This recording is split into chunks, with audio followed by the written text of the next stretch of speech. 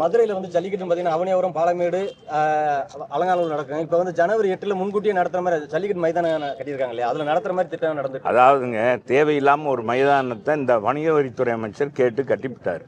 மக்களுடைய வரிப்பணம் 48 கோடி ரூபாய். அந்த வரிப்பணத்தை கொண்டு போய் பால் அடிச்சிருக்காரு. இந்த ஜல்லிக்கட்டு நடத்துறதுக்காக ஒரு மைதானம் தேவையா?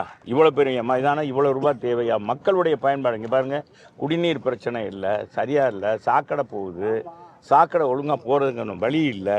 இதுக்கான தீர்வுகளை இந்த அமைச்சர், இந்த இருக்க வணிக வரித்துறை அமைச்சர் செய்கிறதே இல்லை.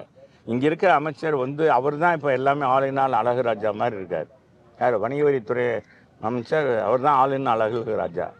அவர் என்னன்னா தேவையில்லாமல் கொண்டு போய் இதை கட்டடம் கட்டி இதுக்காக இந்த இதுவே வந்து ஜல்லிக்கட்டு கொண்டு வந்து நடத்தணும். ஏன்னா அந்த மைதானம் சும்மா கிடக்குன்னு ஊடகங்கள்லாம் நீங்கள் எழுதிடுறீங்க.